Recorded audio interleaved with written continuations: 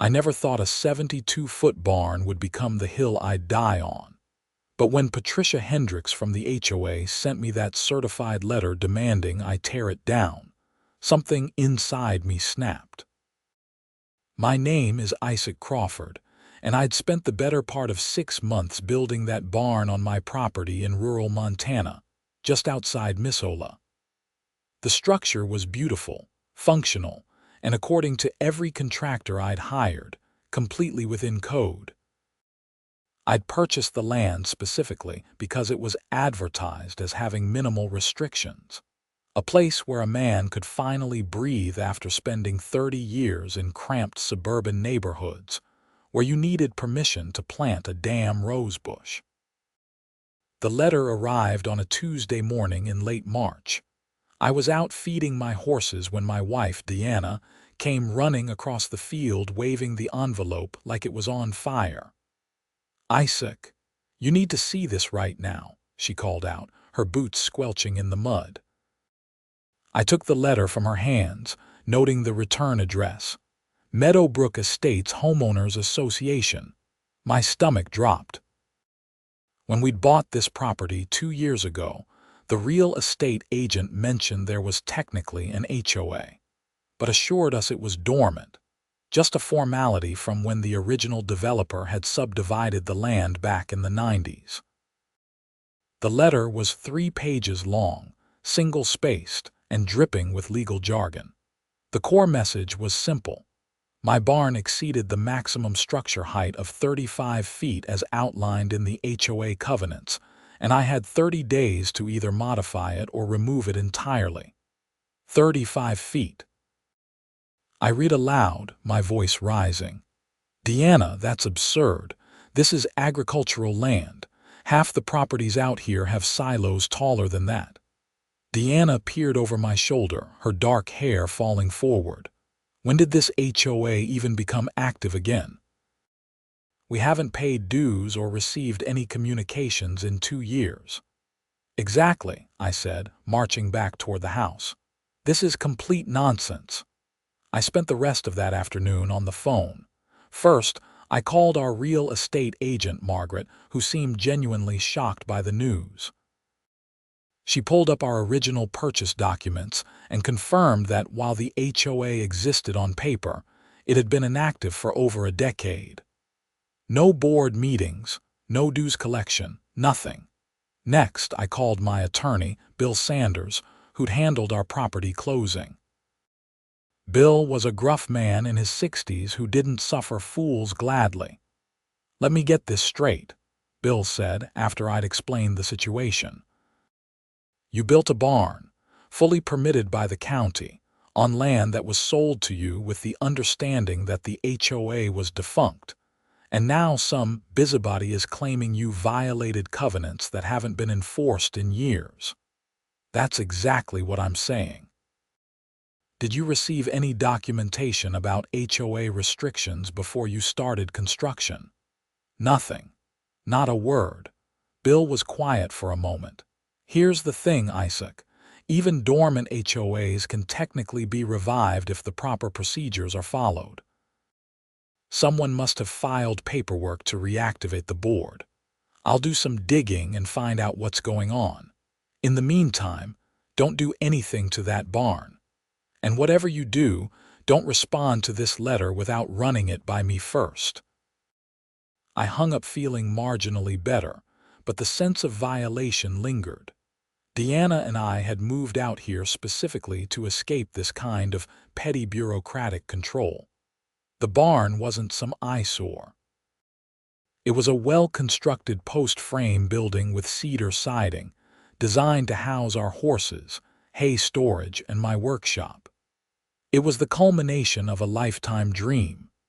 That evening, I drove into town to grab supplies and decided to stop by the county clerk's office before they closed. The clerk, a pleasant woman named Susan, helped me search through recent filings. "Here it is," she said, turning her computer monitor toward me. "Meadowbrook Estates HOA, reactivated February 1st of this year. Board president is listed as Patricia Hendricks. You have an address for her." Susan gave me a look. You know I can't just give out personal information. It's public record if she's listed as the board president, isn't it?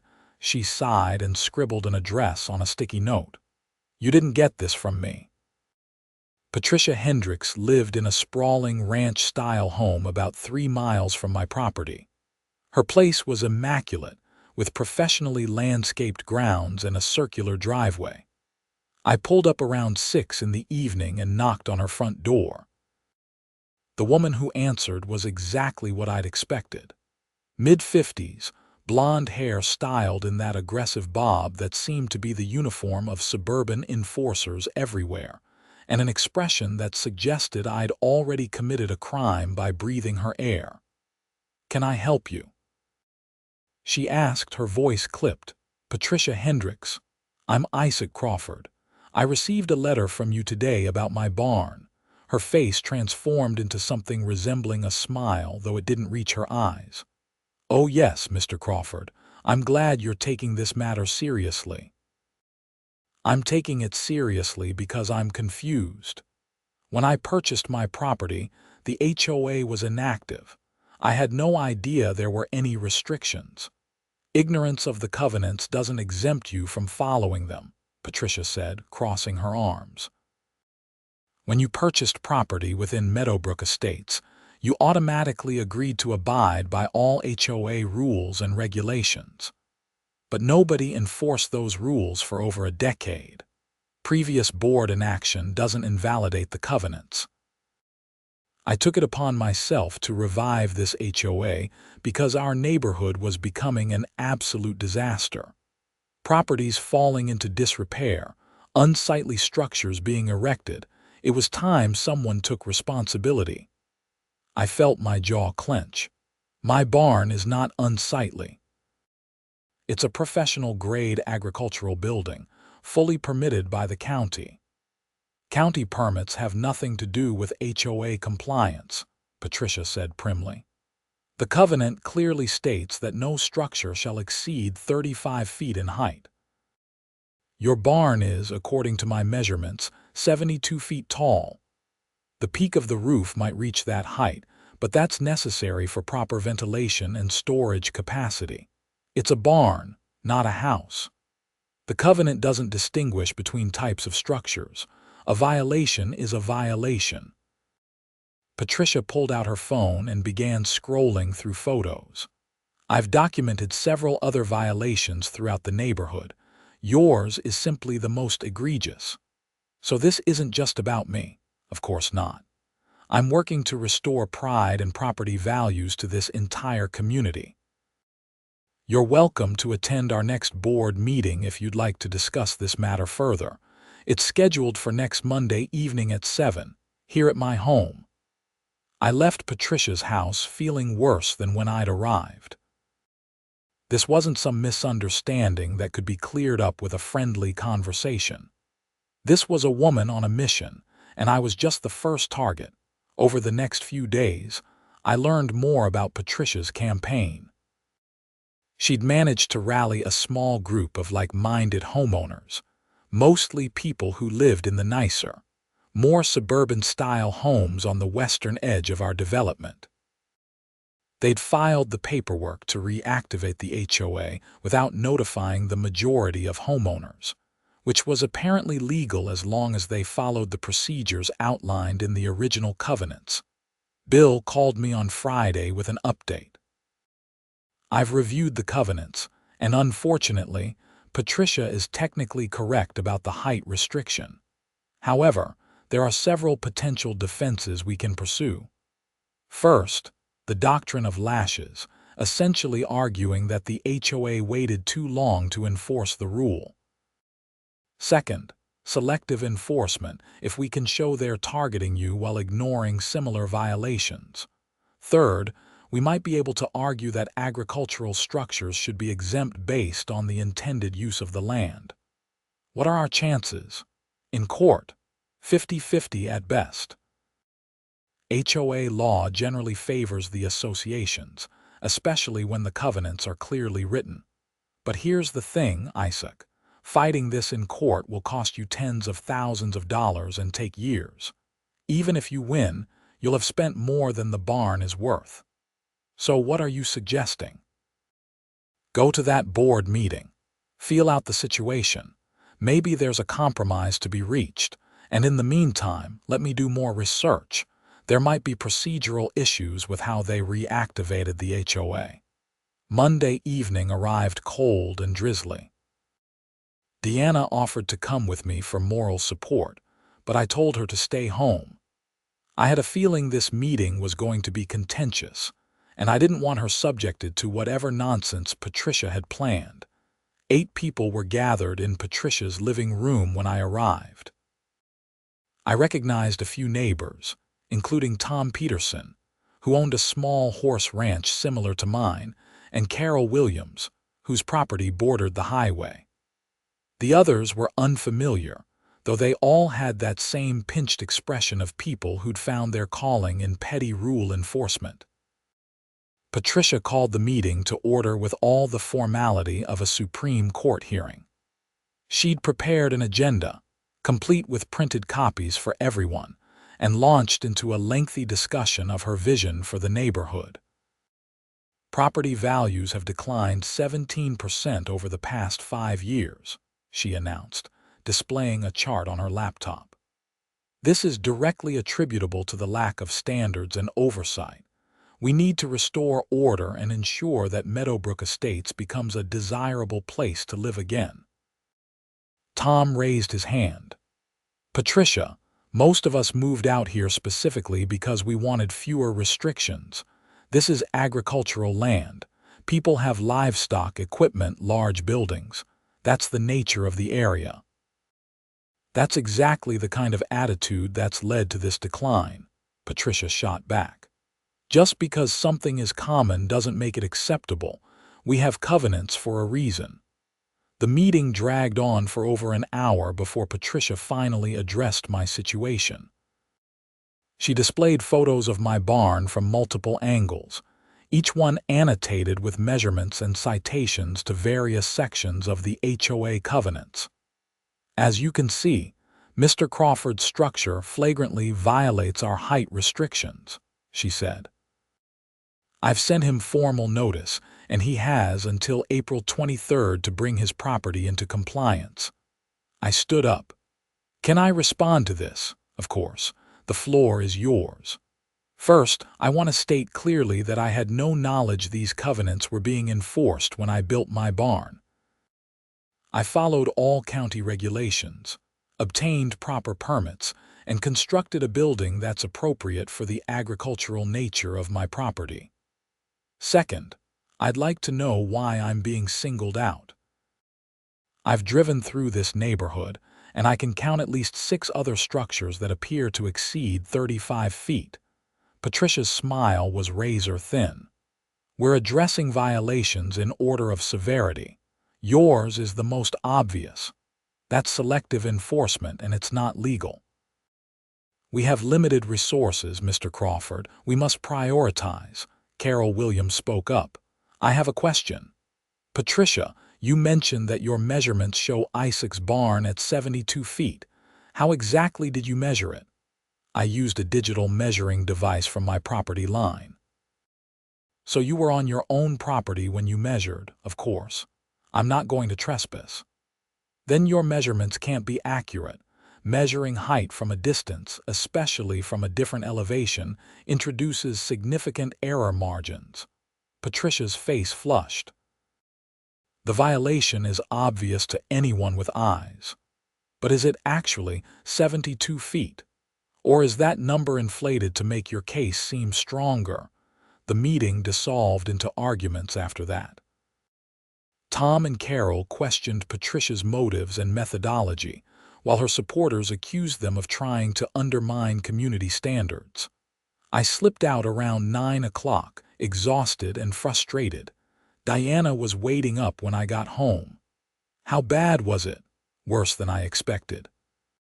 Patricia is absolutely determined to make an example out of me, but there are a few neighbors who are pushing back against her, so maybe there's hope. Over the next week, I received calls from several other homeowners who'd gotten violation notices from the HOA.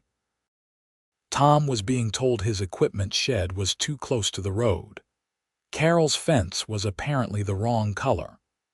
Another neighbor, Frank Morrison, was cited for having too many vehicles visible from the street, despite the fact that he ran a legitimate auto repair business from his property.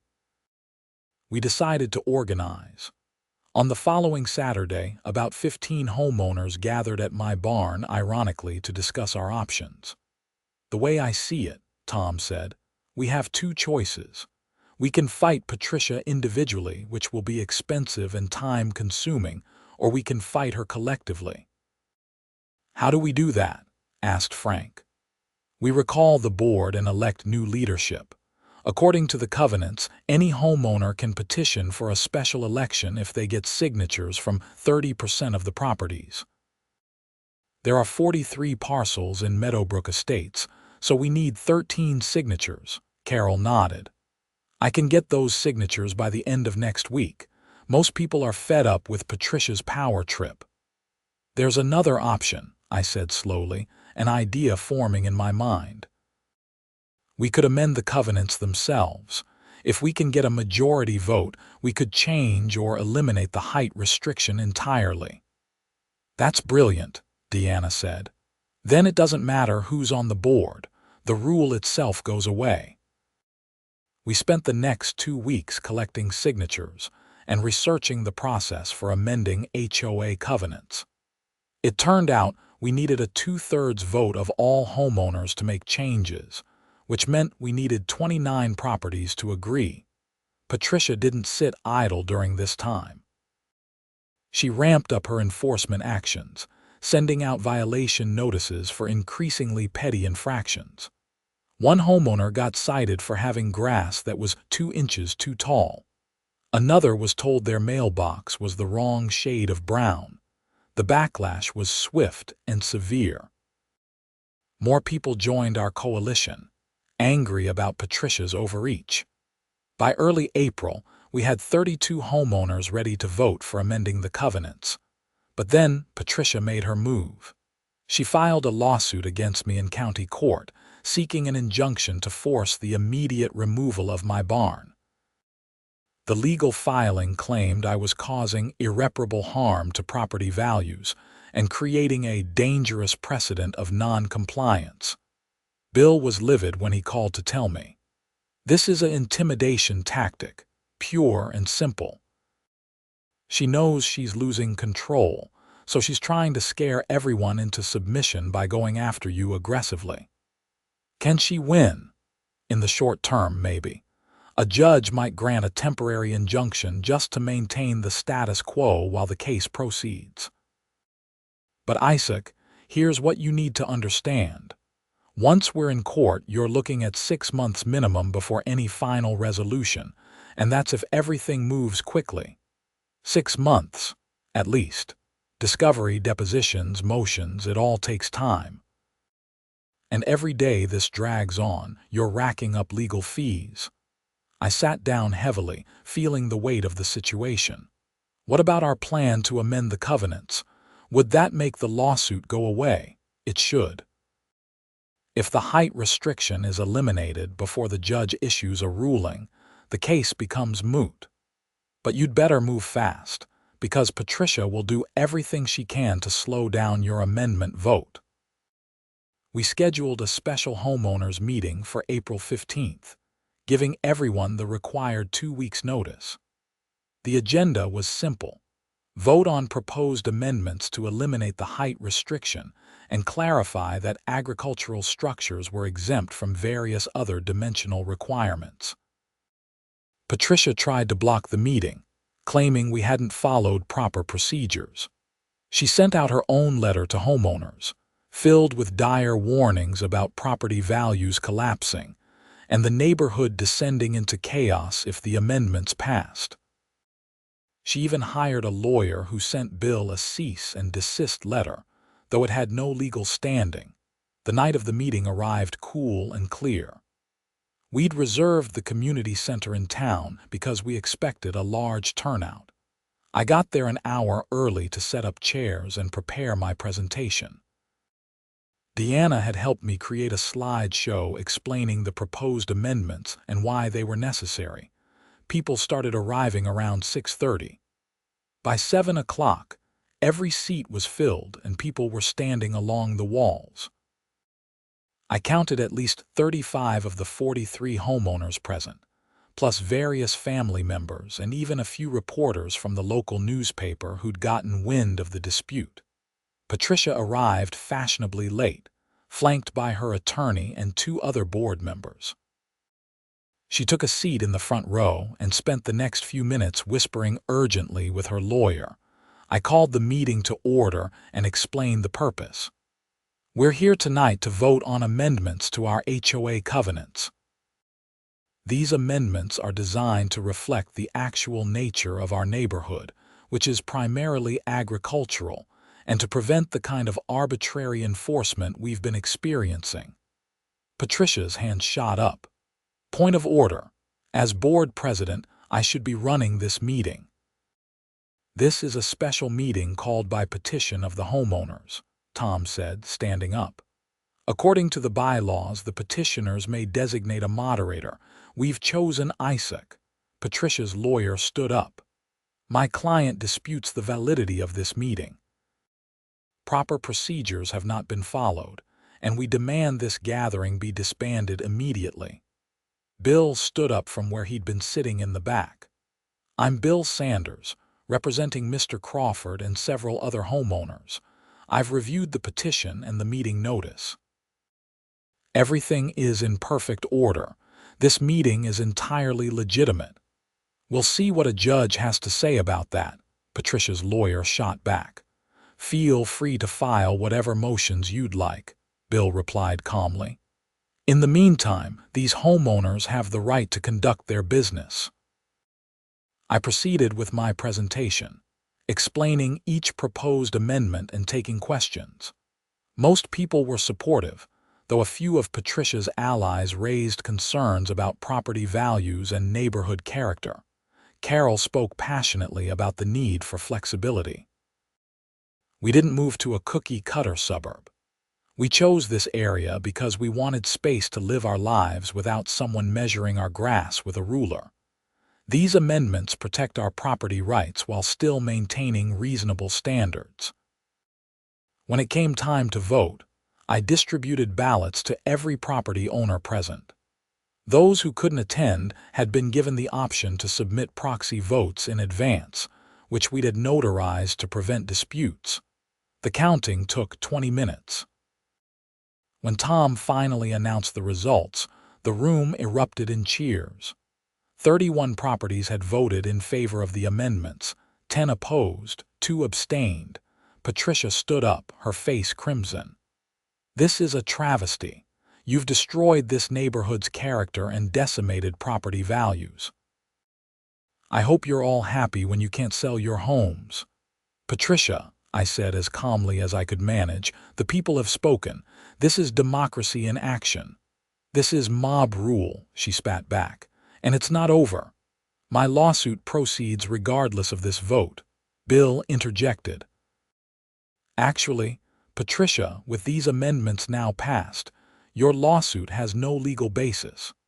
The height restriction you're trying to enforce no longer exists. We'll see about that, she said, gathering her things and storming out, her lawyer and supporters trailing behind. I should have been elated. We'd won. The covenants were amended, my barn was legal, and Patricia's reign of terror was over. But I couldn't shake the feeling that this wasn't finished. I was right. 2 days later, I discovered that Patricia had filed complaints with the county building inspector, claiming my barn was structurally unsafe and built without proper permits. This was completely false. I had every permit and inspection certificate, but it triggered an automatic review process. The county inspector, a man named Rodriguez, came out the following Monday. He spent 3 hours examining every aspect of the barn, reviewing my permits and taking measurements. Mr. Crawford, he said when he'd finished, I don't know what complaints the county received, but this is one of the best built structures I've seen in years. Everything is not just up to code, it exceeds it. Your permits are all in order, your inspections were properly completed. There's absolutely nothing wrong here. So the complaint was baseless, completely. I'll file my report saying as much. But between you and me, be careful. Whoever filed this complaint isn't going to stop. They're trying to cause you problems through any avenue they can. He was right. Over the next week, I received visits from the fire marshal investigating alleged safety violations, the health department responding to complaints about my horses, and even animal control claiming I was running an illegal breeding operation. Every single complaint was unfounded. Every inspector left shaking their heads at the waste of their time. But the harassment was taking its toll. Deanna was getting stressed, I was losing sleep, and we were both constantly on edge, waiting for the next shoe to drop. Then Patricia escalated things in a way I never saw coming. I was in town one afternoon in early May when I got a frantic call from Deanna. "Isaac, you need to come home right now. The police are here." My heart dropped. "What? Why?" "Patricia filed a report claiming you threatened her. They want to talk to you." I broke about 15 speed limits getting home. 2 sheriff's deputies were standing in my driveway talking to Deanna. I parked and approached with my hands visible, trying to stay calm. "Are you Isaac Crawford?" one of the deputies asked. "Yes, sir. What's this about?" "We received a complaint that you made threatening statements toward a Patricia Hendricks." "Do you know Miss Hendricks?" "I do. She's the HOA president for our neighborhood. We've been in a dispute about my barn." "Did you threaten her?" "Absolutely not. I haven't even spoken to her in weeks, not since our homeowners meeting." The deputy consulted his notes. "Miss Hendricks claims you called her 2 nights ago and told her you'd make her regret pursuing legal action against you. She says you used aggressive language and made her fear for her safety." "That's completely false. I never called her. Check my phone records." The other deputy spoke up. "Do you have any witnesses who can verify your whereabouts 2 nights ago?" Diana stepped forward. "He was home with me all evening. We had dinner, watched a movie, and went to bed around 10. He never left the house, and I didn't hear him make any phone calls." The first deputy looked skeptical. "Madam, you're his wife. Of course you'd provide him an alibi." "It's not an alibi if he didn't do anything wrong," Deanna shot back. "This woman has been harassing us for months. She's filed false complaints with every county agency she can think of. This is just more of the same." I pulled out my phone. "Look, here's my call log. You can see every call I made in the past week. There's nothing to Patricia Hendricks." The deputy examined my phone. "This doesn't prove anything. You could have called from a different number or used a calling app." "But I didn't. This is a false accusation designed to harass me." After 20 minutes of questioning, the deputies finally left, saying they'd investigate further. I was shaking with anger and frustration. "She's trying to get you arrested," Deanna said, pacing the kitchen. "This is insane. We need to do something. Bill advised us to file a harassment complaint against Patricia. Document everything. Every false complaint, every baseless accusation, every interaction. We're building a case that she's engaging in targeted harassment." But before we could file anything, Patricia struck again. I woke up on a Thursday morning to find that someone had spray-painted "scofflaw" across the side of my barn in huge red letters. Additionally, 3 of my fence posts had been cut, allowing 2 of my horses to wander onto the road. Thankfully, a neighbor spotted them and helped me get them back safely before anyone got hurt. This time, I called the sheriff's office myself. The same deputies came out, along with a detective named Lisa Morrison. "Mr. Crawford," Detective Morrison said after examining the damage, I'm aware of your ongoing dispute with Miss Hendricks. This appears to be an escalation. Do you have any security cameras? No, I never thought I'd need them. I'd suggest getting some. This kind of vandalism could become more serious. She took photos of the graffiti and the cut fence posts. I'll speak with Miss Hendricks, but unless you have evidence linking her to this, there's not much I can do. Who else would have done it? She's the only person I'm in conflict with. Proving it is another matter. That afternoon, I drove into town and bought a complete security camera system. Deanna and I spent the weekend installing cameras covering every approach to our house and barn. If Patricia or anyone else tried something again, we'd have evidence. We didn't have to wait long. 3 nights later, around 2 in the morning, our security system's motion alert woke me up. I grabbed my phone and pulled up the camera feed. A figure dressed in dark clothing was approaching the barn, carrying what looked like a gas can. I called 911 immediately while Deanna pulled up the camera feed on her laptop to record what was happening. The figure circled the barn, apparently looking for the best place to start a fire. They were just beginning to pour liquid at the base of the barn when sheriff's vehicles came screaming up the driveway, lights flashing. The person tried to run but didn't get far. 3 deputies tackled them in the middle of my pasture.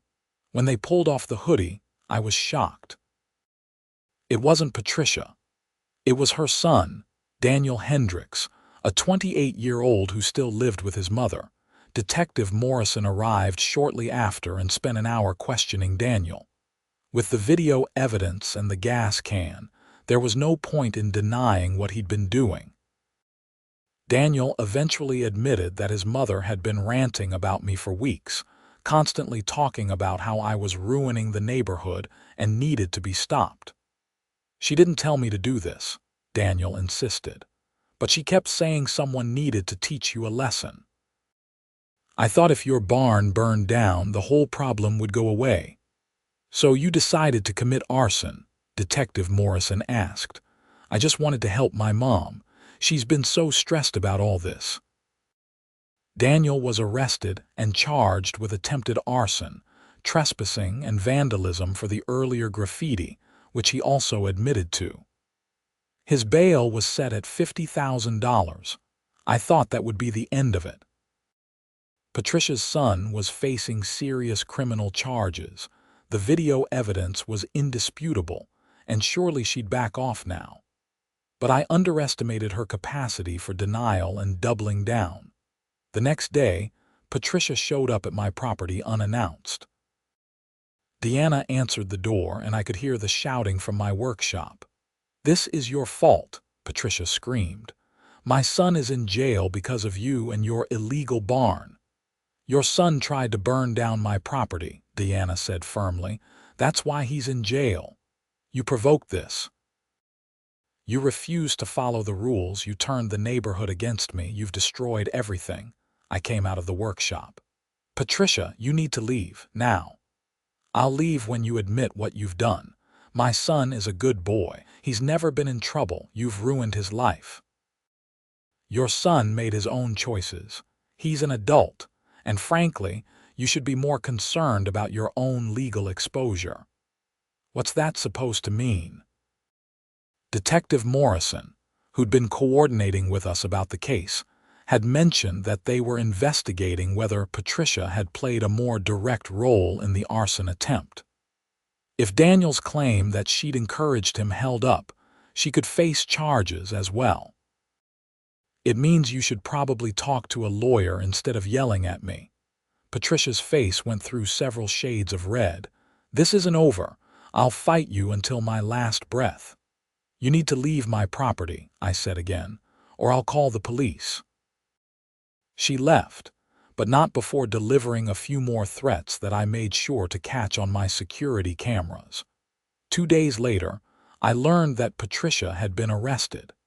The investigation into Daniel's attempted arson had uncovered text messages between mother and son. While Patricia hadn't explicitly ordered him to burn down my barn, She'd sent messages like, "Someone needs to solve this problem permanently. And I don't care what it takes. That barn needs to go." Prosecutors decided that while they couldn't prove she directly ordered the arson, her messages constituted solicitation and conspiracy. She was charged with conspiracy to commit arson and released on bail. The local newspaper covered the story extensively. HOA president arrested in barn arson plot ran as the front page headline. The article detailed Patricia's campaign of harassment, the false complaints, and ultimately her son's arrest and her own charges. The remaining HOA board members immediately distanced themselves from Patricia. 2 of them resigned outright, while the third called an emergency meeting to remove Patricia as president and dissolve the reactivated board entirely. But the legal system moved slowly. Daniel's trial was scheduled for September, while Patricia's case wouldn't go to trial until November at the earliest. In the meantime, both of them were out on bail, and I remained constantly vigilant, worried about retaliation. Bill suggested I file a civil lawsuit against both Patricia and Daniel for damages, harassment, and emotional distress. "You've got them dead to rights," he said. "The criminal cases will help establish liability. You could recover significant damages, enough to cover all your legal fees and then some." I was hesitant about going down that road. Part of me just wanted this whole nightmare to be over. But Diana convinced me that holding them accountable was important, not just for us but to deter Patricia from targeting anyone else. We filed the civil suit in June. The complaint detailed every false complaint, every baseless accusation, the vandalism, the attempted arson, and the emotional toll it had all taken. We sought compensatory damages of $100,000 plus legal fees. Patricia's attorney tried to get the case dismissed, arguing that HOA enforcement actions were protected activity and that we couldn't prove Patricia had directly participated in any crimes. The judge denied the motion, ruling that there was sufficient evidence to proceed. Summer passed in a blur of depositions and legal proceedings. Daniel's criminal trial came first. The video evidence was damning and he'd already confessed.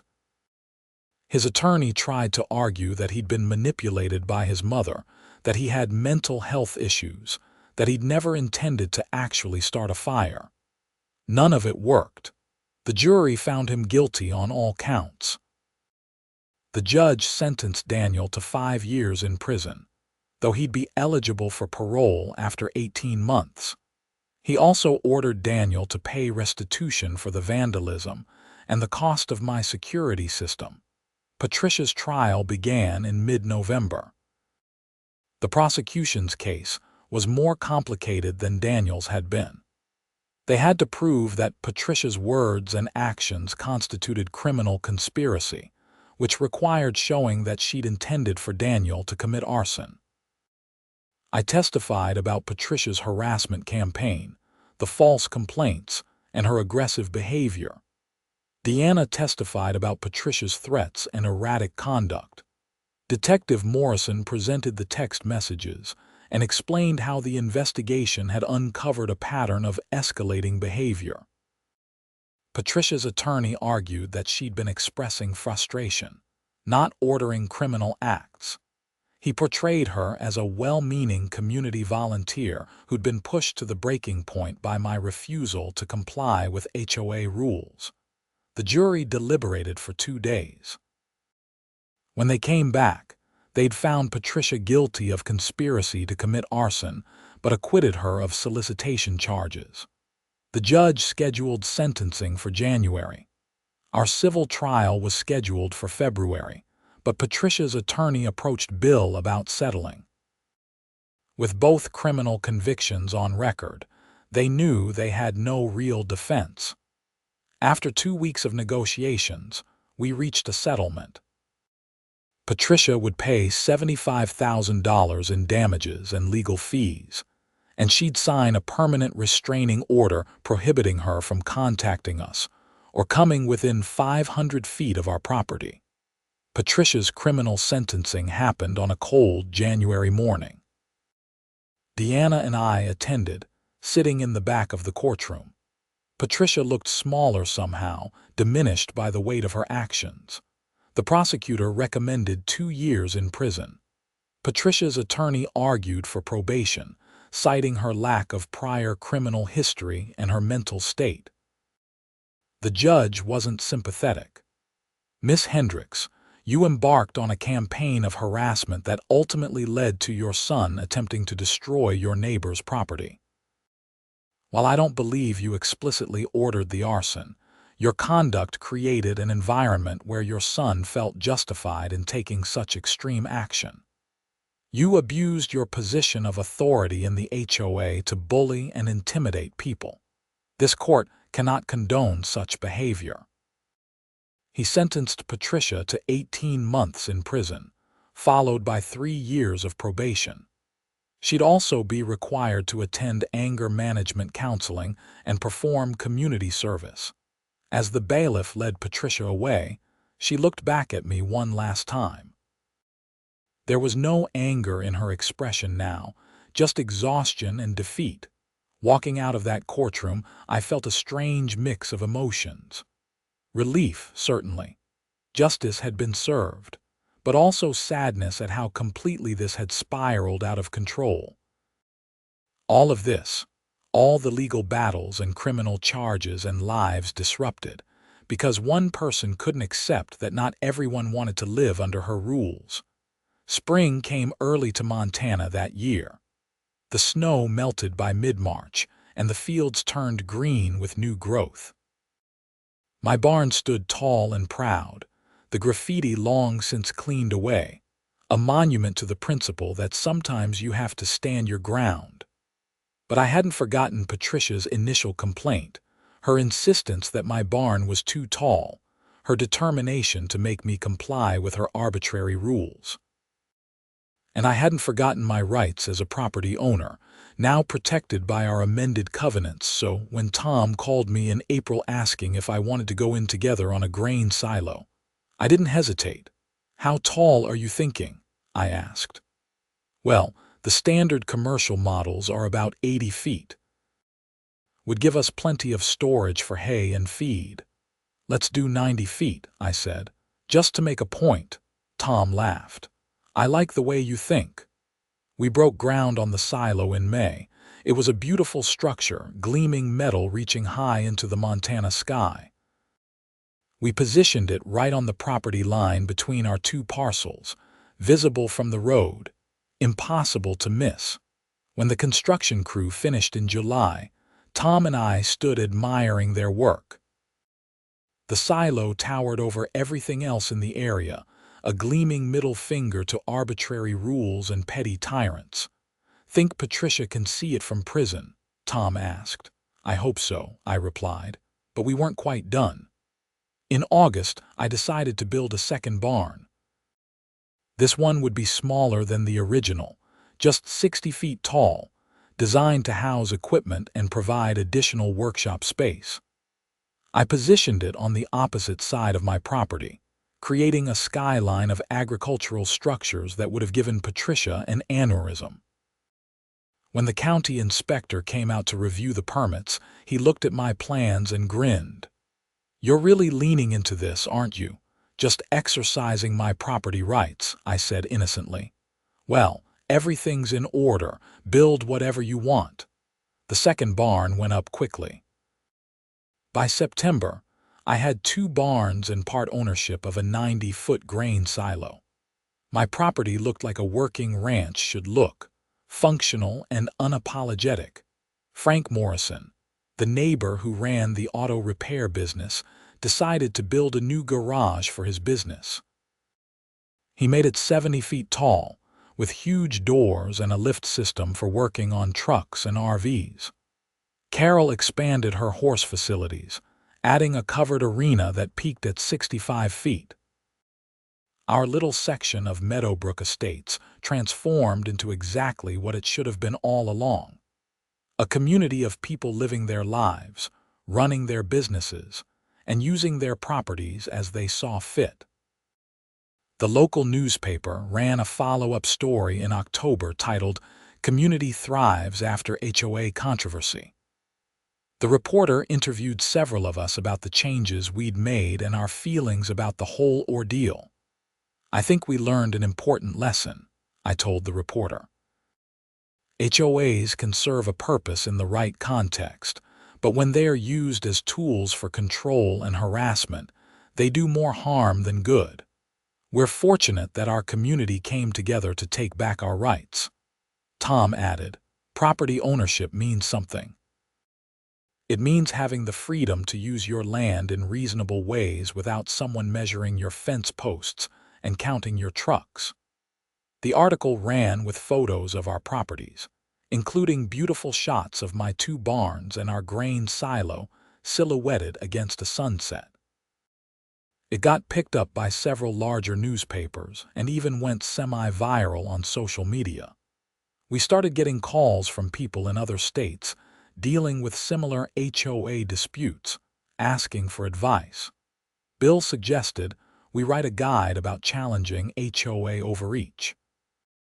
"You've got a compelling story and practical experience. Could help a lot of people." Deanna loved the idea. She spent the fall compiling all our documents, legal research, and lessons learned into a comprehensive guide.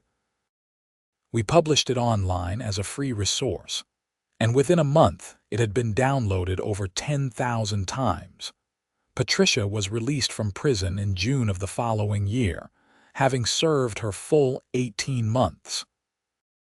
I heard through the grapevine that she'd moved to Idaho to live with a sister, unable to face the community she'd alienated. Her house sold in August, well below market value. The new owners were a young couple with 2 kids who were thrilled to be in an area with minimal restrictions. Daniel was released on parole that September. Tom ran into him at a gas station in Missoula and reported that he seemed genuinely remorseful about what he'd done. He'd enrolled in community college and was trying to rebuild his life.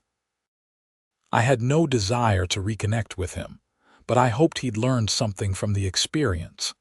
As for me and Deanna, we settled into the life we'd always wanted. My horses were happy. My workshop was everything I'd dreamed of. And every morning I walked out to feed the animals and saw those 2 barns standing proud against the Montana sky. People sometimes asked if I regretted how everything played out, if I wished I'd just compromised with Patricia from the beginning and avoided all the conflict. The answer was always no. What Patricia was doing wasn't about barn height or property values.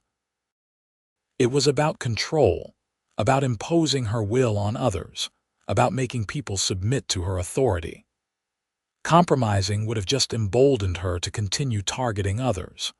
By standing firm, by rallying the community, by fighting back through legal means, we'd accomplished something important. We'd protected not just my property rights, but everyone's. We'd shown that bullies, even ones hiding behind the veneer of official authority, can be stopped. The second barn became my favorite of the 2. It was smaller but more personal, designed exactly to my specifications. I spent most evenings there, working on various projects, listening to music, enjoying the space I'd created. The fact that it existed largely because Patricia had tried to take down my first barn made it even more satisfying. Tom and I used the grain silo for its intended purpose, storing hay and grain for our livestock. But it also served as a reminder, a monument to the principle that rights defended are rights preserved. 3 years after the whole mess began, the Meadowbrook Estates HOA was formally dissolved. The remaining homeowners voted unanimously to abandon the association structure entirely. The covenants were eliminated, replaced by simple mutual easement agreements for the shared road maintenance.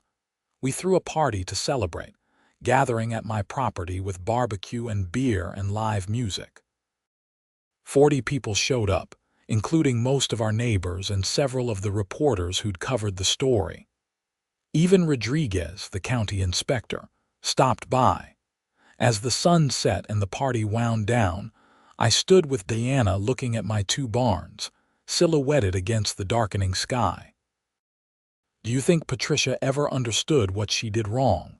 Diana asked. "Probably not," I said. "People like that rarely do. They're so convinced of their righteousness that they can't see how their actions affect others." "You think she ever thinks about us?" "Maybe. But I don't think about her anymore. This is our home, our land, our life. She's just a bad memory now." Diana leaned against me. "I'm glad you built the second barn, me too. Best decision I ever made." "Well, second best. Marrying me was the first." I laughed and pulled her close. "Obviously." The stars came out one by one, brilliant in the clear Montana sky. Somewhere in the darkness, my horses were settling in for the night, safe in their barn. The barn that was too tall, according to someone who tried to dictate how I could use my own property. The barn that had sparked a war I'd never wanted but had ultimately won. And its companion, the second barn, built as a statement that no one would ever push me around again. I'd come to Montana looking for freedom and space. I'd found both, but I'd also learned that sometimes you have to fight to keep them. The fight had been exhausting, expensive, and occasionally scary. But standing there under the stars, looking at what I'd built and defended, I knew it had been worth every moment. Patricia had claimed my barn was too tall, so I'd built a second one, even taller, just to make the point. And in doing so, I'd helped an entire community reclaim their rights and their freedom from petty tyranny. Not a bad legacy for a simple barn dispute.